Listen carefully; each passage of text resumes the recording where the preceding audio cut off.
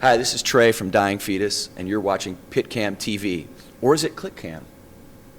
No, it's PitCam.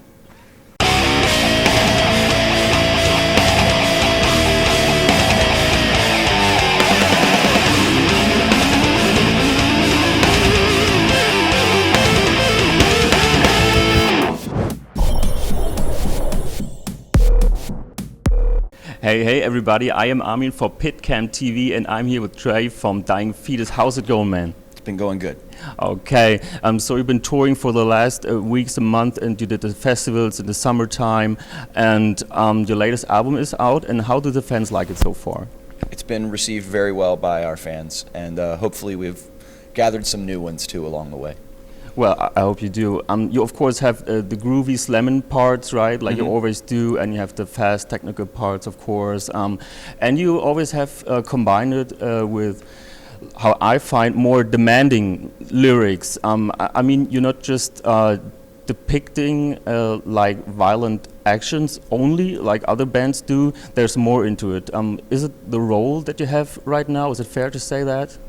Well, you know, Dying Fetus kind of started out with what you first described of, you know, bands that just are about gore and just, you know, eating dead bodies or raping dead bodies or whatever.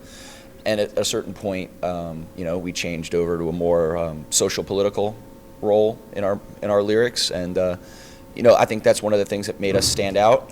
And that's why we kept going that way, and you know, it's our identity now. That's what people like. That's what people know we're about, and we're going to keep doing it. Okay, so you have had political content over the last years. How is it actually possible to manage doing political death metal, so to say? Is it fair to say that? I mean, yeah. I mean, you can absolutely. I mean, any music can be political. I mean, look at in the 60s and 70s with the hippie movement, and like they were, I mean, their songs were about peace and love and stuff like that, but they were also singing about, you know, why they didn't let, you know, back in the States about Vietnam, you know, they were singing about, you know, they thought this was wrong and stuff like that. And so politics and music, I mean, that goes back a long time. I'm sure you could even go back to days of yore with bards singing songs in the pubs about, you know, why some king is wrong and another king is cool. So I think politics and music has been used for a long time. Okay, so what do you think about categorization in general in metal music? I mean, there's this musical categorization, of course, and kind of content-wise categorization. What do you think about that? Is it necessary to do that? I think it's kind of become necessary.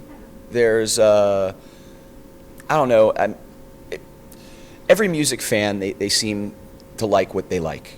And when somebody goes, well, tell me what you like. Well, they gotta, man, we can't get away from doors closing today, can we? So, you know, I think that it's just a necessary thing. It's sucks that everybody has to, I mean, we're all playing metal, right?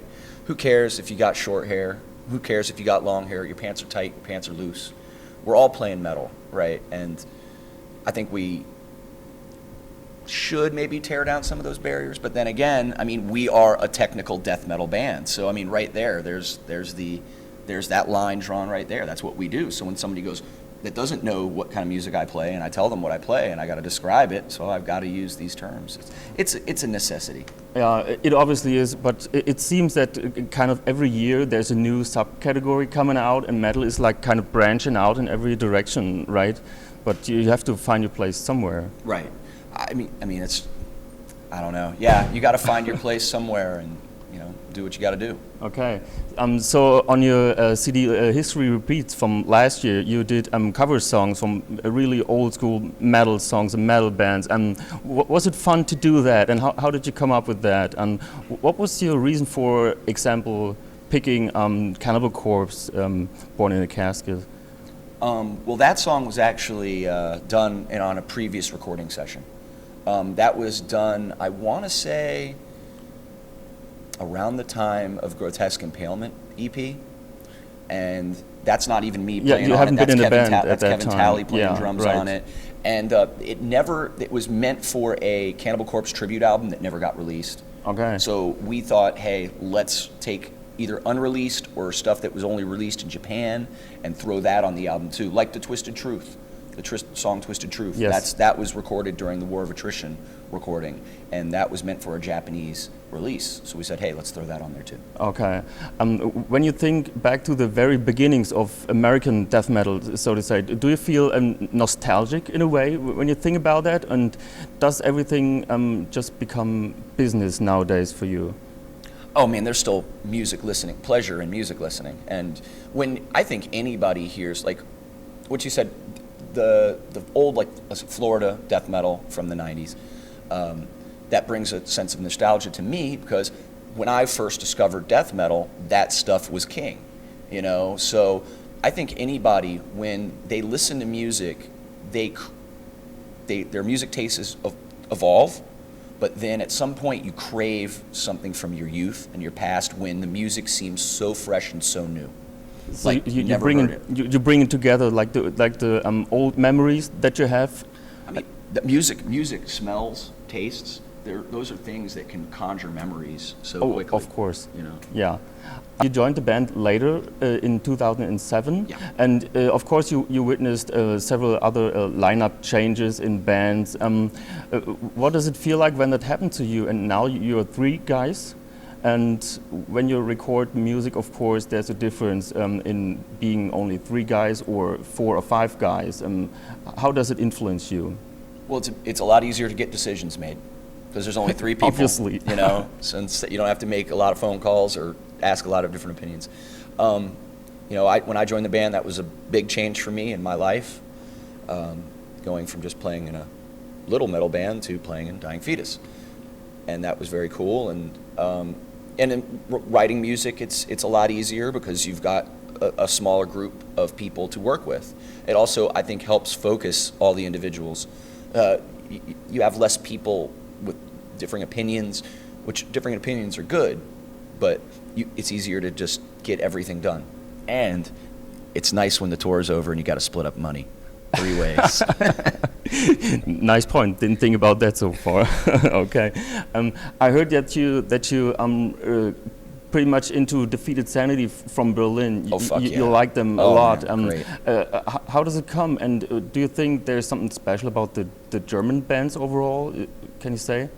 I mean, Germany's a great place for extreme music right now. We'll easily play 1/3 of our shows on any tour in Germany. So, I mean, that just tells you right there, there's a great market here for that music. And the guys in Defeated Sanity is a band, fucking killer, man. I would really love to bring them over to the States and have them be on a tour with us over there. It just hasn't worked out yet. But awesome dudes, love them, they're great. But the whole European scene, of course, I mean, there are pretty big names out there, right, besides the American death metal music. Oh, I mean, the European scene's really cool because, I mean, it's taken more seriously over here than in the States. It really is. It is? Oh, absolutely. I mean, people in general, over here, we're artists. At home, we're assholes. I don't know. You can say that on German TV. Cool, sweet. But at home, we're assholes.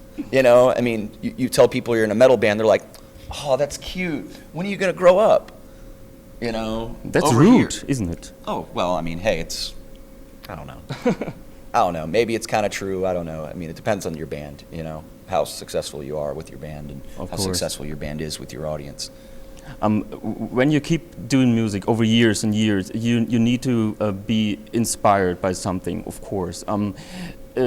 Is it true that your sources of inspiration maybe change over the years, and what will it be in the future?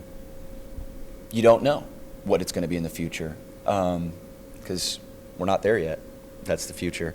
But yeah, I mean, all musicians, I think, draw on their influences from when they were young, from what's current now, and what came way in the past. Because sometimes you don't know about music until you really start doing a history lesson on it, and you really figure out that, oh, wow, you know, the Beatles, I think, played one of the first Doom riffs. And then somebody pointed it out to me one day, and they played the song, and I'm not really a big Beatles fan, but I was like, damn, there's that, I forget this song, but whatever. Like, you know, you never know where the past comes from. You get inspired by a lot of different things. By the news, by other music, by other forms of music. You never know where inspiration's going to come from. Yeah, but obviously there are sometimes a long pauses between releases, albums, and so on, and sometimes you do like every year a new album. Right. And I mean, you need to be inspired, of course. Sometimes it flows a little bit It does, heavier than yeah. at other times. Okay, then I hope there will be lots of inspiration in the future, and we can look in. I was going to say that again. Because that was the conclusion already. It's cool, man. Let's keep it natural, keep it real. You know? Yeah, I do. Okay. So.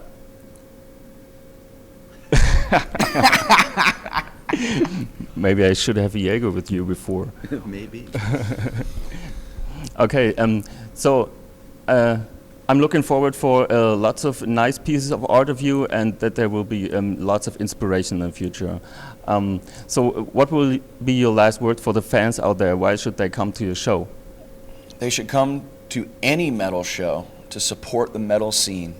Support your local scene, because every big band starts out as a local band.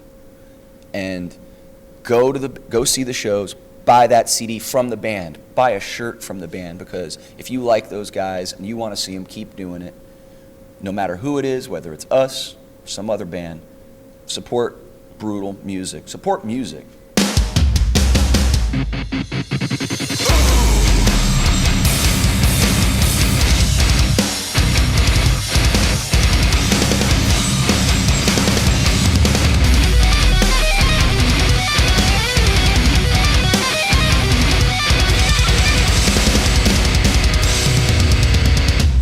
Hey everybody, I am Armin for PitCam for...